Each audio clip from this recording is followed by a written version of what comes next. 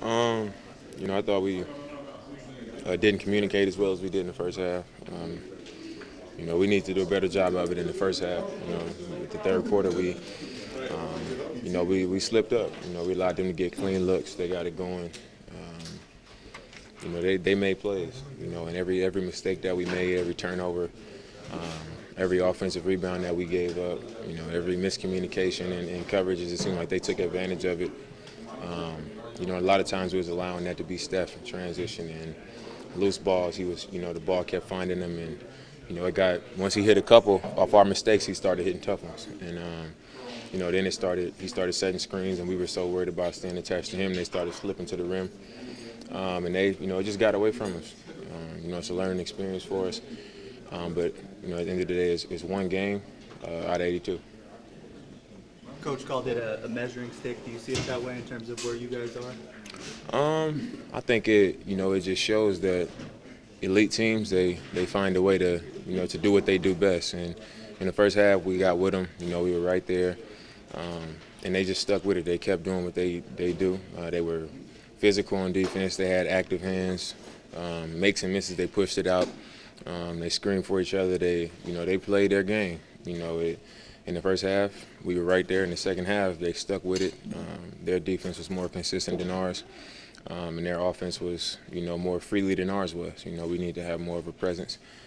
So I think he was right. It shows what we need to do better to, be able to stay in the game like that.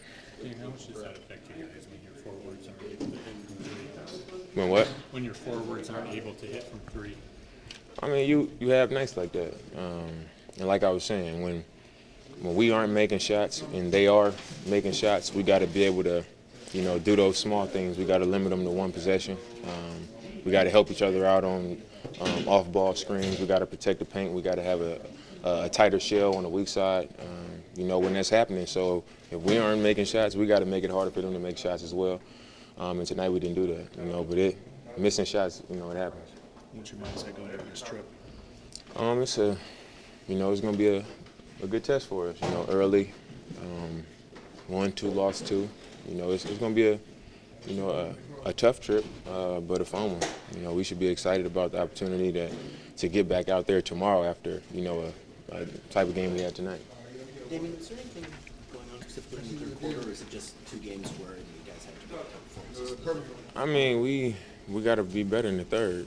I think the last 2 games is like our energy isn't there, but I think part of it is how well, we do in the first half sometimes. We move the ball well, we have energy. And then when we come out, we got to understand that teams adjust. And really good teams, they really adjust. So, the things that was there in the first half, it's not going to be there, as easy as it might have been in the first half. They're going to try to take what was successful away from us. And it seems like we take a little bit longer to adjust to that. A little bit lackadaisical, letting teams tip passes, not getting back on defense with the same amount of urgency.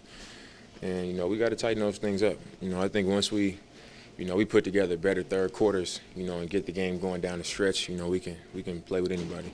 What'd you think of the rookie in his first game? He was great. It was bittersweet that, it was a blowout game, but it was fun to watch, because you see him hitting those one-dribble pull-ups in practice and hitting threes, and super athlete. And it was fun to see the crowd get excited behind it. It was a bright spot from tonight.